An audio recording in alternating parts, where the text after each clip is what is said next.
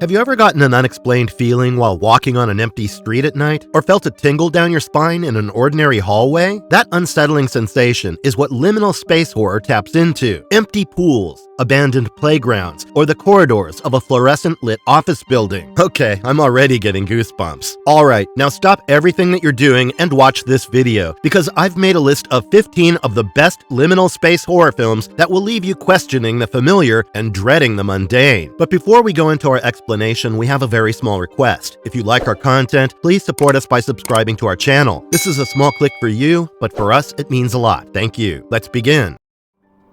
Look at me. I'm burning. Silent Hill, 2006. Time for the first one. Based on the video game of the same name, this movie is as crazy as it gets. Rose is terrified of her adopted daughter Sharon's nightmares, and these dreams continue in Silent Hill, an abandoned town. Despite her better judgment, Rose chooses to accompany Sharon there in order to investigate the situation. Then, unexpectedly, Silent Hill is shrouded in ash and fog. They get into a car accident, and Sharon disappears. And things get even weirder. Turns out Silent Hill has a dimension of its own, and now Rose is trapped in this terrible town while trying to find her daughter. Inhuman creatures roam around in Silent Hill, and they're all linked to the sinister past of the community.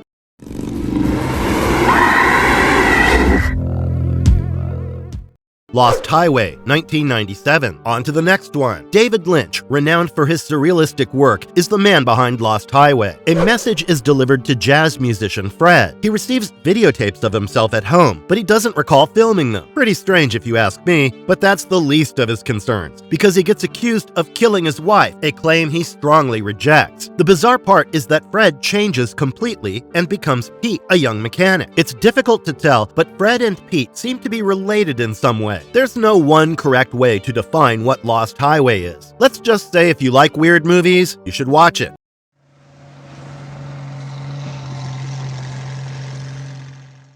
The Shining, 1980, a personal favorite. Although the movie is somewhat different from the book, it's still based on the Stephen King novel. The Overlook is a massive hotel with a bloody past, and Jack, a writer on a sobriety journey, takes a job taking care of the hotel during the winter months. He takes his wife Wendy and son Danny along with him. Yeah, take your family to a big hotel where a literal crime scene took place a few years ago. Surely nothing could go wrong. Now, Jack becomes insane when he's left alone at the hotel. Let's say the isolation got to him, and soon Wendy begins to realize something's wrong with Jack. There are many memorable moments in the film, such as Jack Nicholson's bizarre face poking through a doorway gap. You should definitely check out this movie for that scene alone.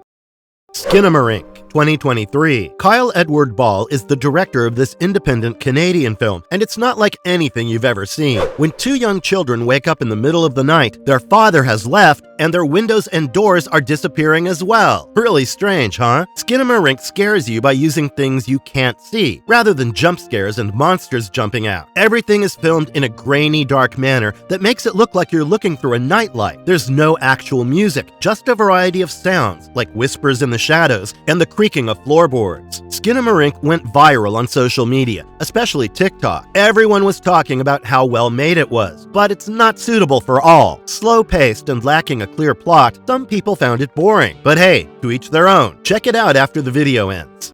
Oh, Dios mío.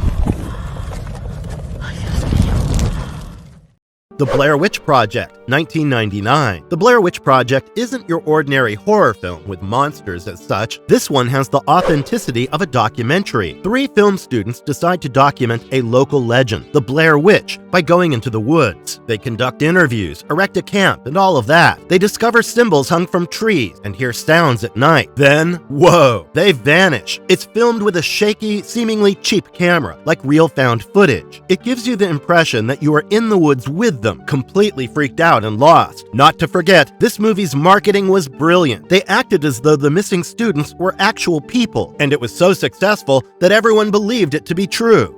Don't do that. She doesn't like that. How do you know what she likes?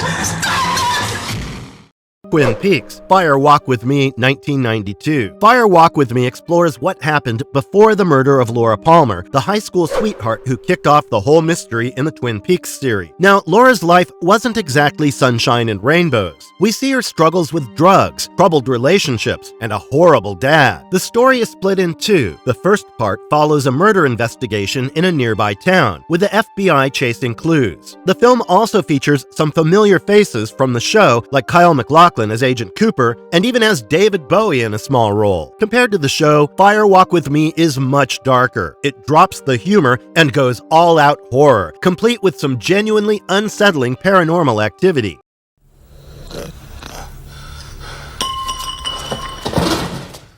Pulse, Kairo, 2001. Pulse is split into two parallel plot lines that eventually intertwine. The first follows Michi Kudo, a young woman who has recently moved to Tokyo and works at a plant shop with her colleagues Junko Sasano, Toshio Yabe, and Taguchi. Taguchi has been missing for several days, working on a computer disk for the shop's sales. When Michi visits Taguchi's apartment, she finds him aloof and distracted, and upon her discovery of his body after he has hanged himself, she's left to wonder who or what she was interacting with before his death. The second plotline revolves around a college student who gets a new internet provider. Don't get me wrong, it's pretty harmless by itself, but wait for it. He stumbles upon a mysterious website that the computer accesses all by itself. As he surfs deeper into the site, he encounters unsettling images and begins to experience strange occurrences, suggesting that the boundary between the living and the dead is becoming blurred. Pulse is a haunting reflection on the nature of connection in the digital age, and it not only scares, but also makes us think about the world we live in and the connections we make with those around us.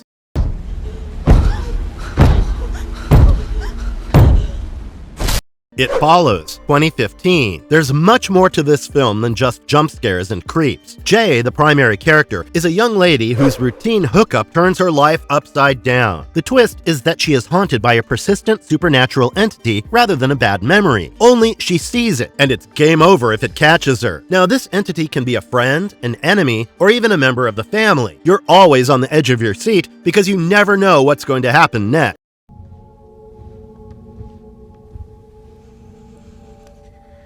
Cube, 1997. This one's a classic. 6 individuals wake up in a cube-shaped room with no memory of how they got there. Each room has 6 doors, one on each side, leading to other rooms that are identical except for their colors. The characters soon discover that some rooms are booby-trapped with lethal devices, and they must navigate through the maze to find an exit. The characters are diverse. There's Quentin, a police officer, Levin, a mathematics student, Holloway, a doctor, Renz, an escape artist, Worth, a building designer, and Kazan, a man with autism. Cube received generally positive reviews for its ingenuity and the way it engages the audience intellectually. It challenges viewers to think about the characters' choices and the implications of their actions. The success of Cube led to a series of films, including Cube 2, Hypercube, and Cube 0, which expanded on the original's concept. Dimland, 2021. Our main character, Bryn, is having a bad day. She needs a mental break from the city and goes to her family's old country cottage. However, the location isn't exactly how she recalls it. This is where things go out of hand. Bryn rescues Rue, a masked figure who looks like something from a kid's dream. Rue and Bryn feel like a bridge to Bryn's happier, younger self. Laika, her boyfriend, tags along, but he's not a huge fan of the whole disguised friend thing. Stuck in the real world, while Bryn investigates her past, he is the voice of reason. Is Rue just something in Bryn's head? A spirit? A mystical creature of some sort? Dimland doesn't provide you with simple answers, making it a must-watch. Donnie is experiencing what is commonly called a daylight hallucination. Donnie Darko, 2001. A troubled teenager named Donnie Darko witnesses Frank, a giant rabbit man, telling him that the world will end in 1 month. Crazy, huh? Donnie has a thing for the new girl, sleepwalks, and gets into problems at school. A lot of concepts are thrown at you in this film, including teenage angst, parallel universes, and time travel. Donnie Darko is an excellent choice if you're searching for a film that provokes thought and doesn't mind going berserk. If you liked Jake Gyllenhaal in Nightcrawler, you'll definitely enjoy Donnie Darko.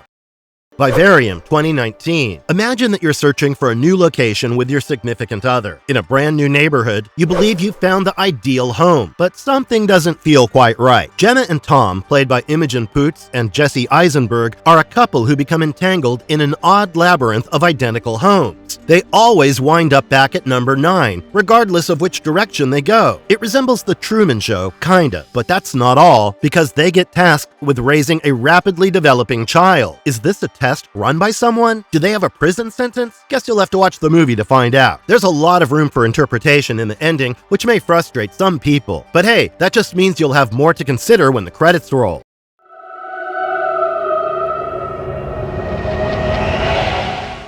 Dark City, 1998. John Murdoch is a guy who suffers from amnesia and awakens in a bathtub with no memory of anything. He quickly finds himself on the run from some trenchcoat guys known as the Strangers and entangled in a murder investigation. These aren't your typical villains. They have the power to essentially control the entire city. The city is engulfed in an unending light, and the cool, historic buildings are packed closely together. It resembles a massive film noir set brought to life. The Strangers manipulate people's memories in order to exert control over them, much like these emotionless puppet masters. It's basically a massive conspiracy in which nobody can be sure who to believe. While searching for solutions, Murdoch encounters his wife, who also suffers from amnesia. You start to question what is genuine and what has been altered by the entire situation.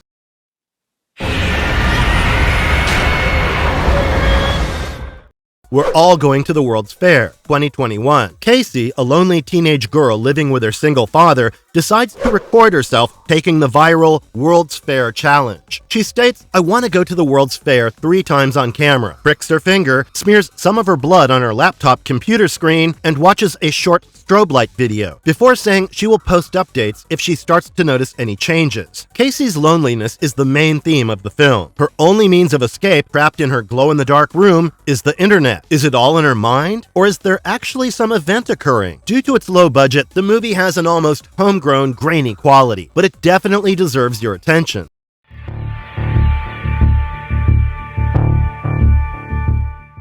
Beyond the Black Rainbow, 2010. In the name of science, young women are drugged and experimented on at the Arborea Institute, a covert compound. Their objective is to incur a terrible cost in order to attain a higher state of being. Michael Rogers portrays a primary character who gradually begins to lose his sense of reality. The film plays with your senses as well. Erratic camera work, flashing lights, and strange noises make you experience the sense of being trapped and paranoid. It becomes difficult to distinguish between reality and memory distortion.